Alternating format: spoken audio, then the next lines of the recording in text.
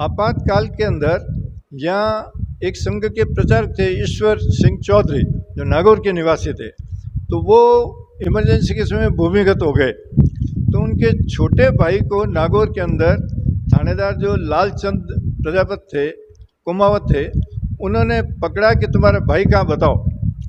अब उसको पता ही नहीं था क्या बताए, इसलिए उसके घुटने तोड़ के अपाहिज कर दिया गया और वो कुछ भी राज नहीं बता पाया। आज की बात राजीव देवासी के साथ। नमस्कार, मैं राजीव देवासी और 1975 के समय इमरजेंसी के वक्त जो घटनाएं हुई थी उनके आज साक्षी हमारे बीच यहाँ पर मौजूद हैं। और मैं विशेष ये बताना चाहूँगा, अत्यंत आग्रह पर, अत्यंत निवेदन पर आप लोग सामने आए हैं, क्योंकि कभी साफा और माला की आप इच्छा करते नहीं हैं। कहीं पर भी चीफ गेस्ट भी बहुत सोच समझ करके जाते हैं और मीडिया के सामने भी आने से परहेज करते हैं। नींव की ईंट यहाँ पर हमारे साथ मौजूद है मोतीलाल जी सोनी, जो हमें पढ़ा भी चुके हैं। सबसे पहले आपको प्रणाम करते हुए आज हम मीडिया कर्मी आपको एक साधुवाद प्रेषित करते हैं कि आपने अमूल्य समय आज हम लोगों को दिया। धन्यवाद। बिल्कुल, एक छोटा सा एक परिचय आपका जानना चाहते हैं कि आपकी पढ़ाई लिखाई कहाँ से हुई और आपका आज तक का थोड़ा सा एक इतिहास। मोतीलाल सोनी, मैं मूल निवासी बिलाड़ा का ही हूँ और सारी शिक्षा मेरी बिलाड़ा में ही हुई और उच्च शिक्षा निजी रूप से, प्राइवेट रूप से मैंने प्राप्त की है। मैंने 2 विषयों में एमए की, इतिहास और राजनीति विज्ञान में, और एमएड भी हिमाचल प्रदेश विश्वविद्यालय से हमने की है। 1968 से लगातार मैं राजकीय सेवा में रहा और 1911 के अंदर सेवानिवृत्त हुआ। बहुत लंबी सेवा की और सारी सेवा जोधपुर जिले के अंदर ही हमारी हुई। एक और पूछना चाहेंगे आपसे, सामाजिक विज्ञान की एक बुक हम देखा करते थे उस समय जिसमें आपका नाम था और माध्यमिक शिक्षा बोर्ड ने आपके लिए यहाँ पर रेगुलर की थी। हाँ, माध्यमिक शिक्षा बोर्ड ने जो पुस्तकें स्वयं लिखा कर छपवाते थे उसमें सामाजिक ज्ञान कक्षा 9-10 के लिए मैं एक लेखक था और एक पुस्तक लिखी थी उसमें। और वो बुक पढ़ करके कई लोग आज IAS अफसर बन चुके होंगे। जानना चाहेंगे किस प्रकार से प्रेरणा आपको मिली और संघ के आप एक कार्यकर्ता बने। मैं कक्षा 6 से राष्ट्रीय स्वयंसेवक संघ की शाखा में खेल की रुचि से ही गया था और उसमें जुड़ते हुए मैंने अपने तहसील कार्यवाह, जिला कार्यवाह, विभाग कार्यवाह और प्रांत का बौद्धिक प्रमुख, और इस समय मेरे पास संघ का प्रांत का अभिलेखागार की जिम्मेदारी है। आज भी मैं इसमें सक्रिय हूँ और बाल्यकाल से कक्षा 6 से संघ से जुड़ा हुआ हूँ। उस समय 10-12 साल की उम्र में मैं स्वयंसेवक बन गया था। देख सकते हैं, महज 10-12 साल की उम्र में कक्षा 6 में जब आप थे उस समय आप स्वयंसेवक बन गए थे और RSS से आप जुड़ गए थे। हम आपसे ये पूछना चाहेंगे, बिलाड़ा में उस समय आपातकालीन जो स्थिति बनी थी इमरजेंसी में, उस समय आपकी आंखों देखी हाल आपने क्या देखे? आपातकाल के संदर्भ में बाकी तो बड़े राष्ट्रीय नेता ज़्यादा बोलेंगे, लेकिन हमको ये अच्छी तरह समझना चाहिए कि भारत का एक दुर्भाग्य है कि 2 घटनाएं जो अर्धरात्रि में हुई।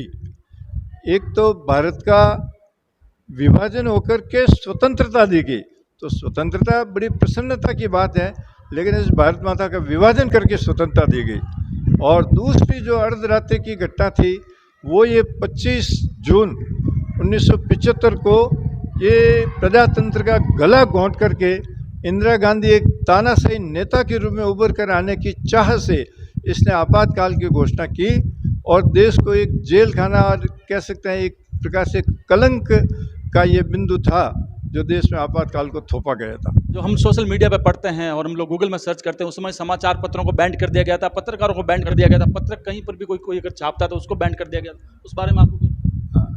आपातकाल के अंदर अनेक ऐसी घटनाएं जो अत्यंत निंदनीय मानी जाती है। उस समय बारात लेकर के जाते थे, उन लोगों की नसबंदी कर दी जाती थी। तत्काल शादीशुदा थे, उनकी नसबंदी कर दी जाती। संजय गांधी और एक सुल्ताना करके थी जो इनके साथ बढ़ चढ़ करके इस मिशन में भाग ले रही थी। तो ऐसे एक तो नसबंदी का अभियान उस समय चलाया गया था। मीडिया पर पाबंदी लगा दी, वो जो भारत माता की जय बोल के सत्याग्रह कर उनको भी जेल में डाल दिया जाता था। कहने का अर्थ है जो भारत माता की जय बोलता था उनको भी हाथों हाथ जेल डाल दिया, जेल में हाँ पकड़ के ले जाते थे। और सत्याग्रह संघ के जो कार्यकर्ता सत्याग्रह वो भारत माता की जय बोलकर ही जाते थे। बड़े बड़े राजनेताओं को सबको जेलों में डाल दिया गया। वो इतने हताश निराश हो गए कि शायद हम जेल से बाहर नहीं निकल पाएंगे। लेकिन संघ के जो लोग थे, बाहर थे, उन्होंने योजना बना करके इस प्रजातंत्र के विरुद्ध एक संघर्ष की योजना बनाई और ये सत्याग्रह की योजना बनाई। उसमें बहुत बड़े बड़े मूर्धन्य विद्वान, एडवोकेट्स वगैरह और अच्छे सरकारी कर्मचारी सत्याग्रह करके जेल में गए थे। और प्रजातंत्र को जिंदा रखने के लिए उस समय साइक्लो स्टाइल के पेपर और पोस्टर छप के आते, तो हम अपने गांव के अंदर वो रात्रि के समय मंदिरों में डाल देते, दुकानों में डाल देते, घरों में डाल देते, और सुबह लोग पढ़ते थे तो बहुत आश्चर्य करते थे। पुलिस भी उसमें पकड़ नहीं पाती थी। तो बिलाड़ा के अंदर एक रतन कुमार जी टाक जो जलदाय विभाग में नौकरी करते थे, और हम रात को 12 साढ़े 12 बजे पत्रक डाल रहे थे, तो एक व्यक्ति वो शराब पार्टी अंदर कर रहे थे, हमें पता नहीं चला, और डाल के तो उन्होंने 5-7 मिनट उसको पढ़ा। जब तक हम डाल करके आगे गए तो हमारे एक परिचित ने कहा कि आपको नारायण बाबा जी खोज रहे हैं क्या, कि 2 आदमी कंबल ओढ़े हुए वो कहाँ चले गए क्या। तो हम फिर अली गली में होते हुए घर जाके सो गए, हम पकड़ में नहीं आए। तो ऐसी घटनाएं, हमारे कई लोग कार्य करते हुए पकड़े जाते, उनको भी जेल में डाल दिया जाता था। हमारे एक साथी थे जोधपुर के अंदर, वो स्टेशनरी की दुकान पे काम करते थे। वो स्टेशनरी की सामग्री के साथ एक एक पैम्पलेट डाल देते, और इस प्रकार से घरों तक पहुंचाने का काम भी संघ के संशोधकों ने किया। संघ के जो वरिष्ठ प्रचारक थे, वो काईलाना के अंदर बड़े बड़े जो मंदिर ये पहाड़ियों पे है, वहाँ पर बैठ के रखे संघ के संशोधकों को सक्रिय कैसे रखना। तो हम मंदिरों के अंदर ध्वज नहीं लगाते, लेकिन वहाँ पे सुंदरकांड है, हनुमान चालीसा पाठ है, इस प्रकार से मिलते जुलते रहते थे ताकि संपर्क सूत्र और सक्रियता समाप्त नहीं हो। तो ऐसी अनेक प्रकार की योजना फुटबॉल के मैदान के अंदर, खेलकूद के मैदान के द्वारा भी इस प्रकार से स्वयंसेवकों का मिलना जुलना रखा था। देख सकते हैं बहुत ही पुराने पिल्लर संघ के यहाँ पर विराजमान है, जो बिलाड़ा की कई घटनाओं के आप साक्षी रहे हैं। लेकिन इस समय इमरजेंसी की आप बातें बता रहे हैं, बिलाड़ा के अंदर जो भी घटित हुआ है। आपातकाल के अंदर यहाँ एक संघ के प्रचारक थे ईश्वर सिंह चौधरी, जो नागौर के निवासी थे। तो वो इमरजेंसी के समय भूमिगत हो गए। तो उनके छोटे भाई को नागौर के अंदर थानेदार जो लालचंद प्रजापत थे, कुमावत थे, उन्होंने पकड़ा कि तुम्हारा भाई कहाँ बताओ। अब उसको पता ही नहीं था क्या बताए, इसलिए उसके घुटने तोड़ के अपाहिज कर दिया गया, और वो कुछ भी राज नहीं बता पाया।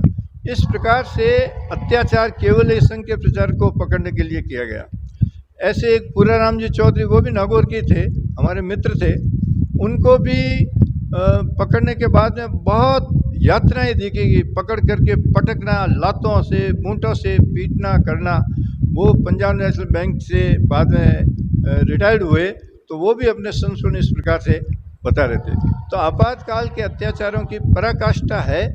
और अपने जालोर के 3 विद्यार्थियों ने भी उस समय आपातकाल के अंदर ये भारत माता की जय बोल के बालोतरा के अंदर आकर के उन्होंने सत्याग्रह करके गिरफ्तारियां दी थी। ऐसी अनेक घटनाएं बता सकते। हमारा जो जोधपुर प्रांत है, इसमें से कम से 550 लोगों ने मिसा और DIR के अंदर बंद किए गए थे। हम आपसे और पूछना चाहेंगे, इमरजेंसी का कारण, मुख्य कारण? आपातकाल का मुख्य कारण 1971 में राजनारायण ने एक याचिका लगाई थी कि इंदिरा गांधी जो प्रधानमंत्री, उसने अवैध तरीके से ये चुनाव जीता। तो उसका फैसला 12 मार्च को इलाहाबाद हाईकोर्ट ने फैसला दिया, जिसमें इंदिरा गांधी के चुनाव को अवैध करार दे दिया गया था। जगमोहन लाल सिन्हा वो जस्टिस थे, और इसकी पुष्टि 24 मार्च को सुप्रीम कोर्ट ने भी कर दी कि ये अवैध है। तो ये जो संजय गांधी, इंदिरा गांधी, एक PN हक्सर, इस चौकड़े ने मिलकर के सत्ता पर बने रहने के लिए उन्होंने तत्कालीन राष्ट्रपति जो फखरुद्दीन अहमद थे, इन्होंने संविधान के प्रावधान 356 के अंतर्गत देश के अंदर एक अध्यादेश पारित किया और आपातकाल की घोषणा कर दी, और सारी सत्ता अपने एक व्यक्ति के हाथ में, इंदिरा गांधी के हाथ में ले ली गई। और उसके बाद में सभी राजनीतिक दलों के जो प्रमुख नेता थे, उनको आधी रात को सब जगह से पकड़ करके जेलों में बंद कर दिया गया। तो मूल रूप से इंदिरा गांधी के चुनाव को अवैध करार दिए जाने के कारण और इंदिरा गांधी का सत्ता पे बने रहने की लालसा के कारण यह आपातकाल घोषित किया गया। फखरुद्दीन अली अहमद जो राष्ट्रपति थे, और सब चापलूस लोगों की फौज इनके साथ जुड़ी हुई थी। बिल्कुल इंदिरा गांधी की हठ धर्मिता ये थी। और मैं आज आपको बताना चाहूँगा मोतीलाल जी सोनी जो प्राध्यापक रहे हुए हैं और आज हमारे साथ यहाँ पर अपनी सारी घटनाएं अपनी मुख्य जबानी यहाँ पर इमरजेंसी की यहाँ पर बताए जा रहे हैं। विशेष से देख सकते हैं आप स्क्रीन पर मोतीलाल जी सोनी यहाँ पर हमको आज बहुत ही अच्छा साक्षात्कार दिया है। और मैं आपको बताना चाहूँगा मूल्यों के साथ सिद्धांतों के साथ कभी आपने समझौता नहीं किया, इस बात का मैं गवाह रहा हूँ। सैकड़ों ऐसी ऐसी चीज़ें आई आपके सामने, लेकिन कभी भी आपने ऊंच नीच छुआछूत भेदभाव छोड़ करके सभी को गले लगाया और आज एक मजबूत पिलर आरएसएस के आप यहाँ पर विराजमान है।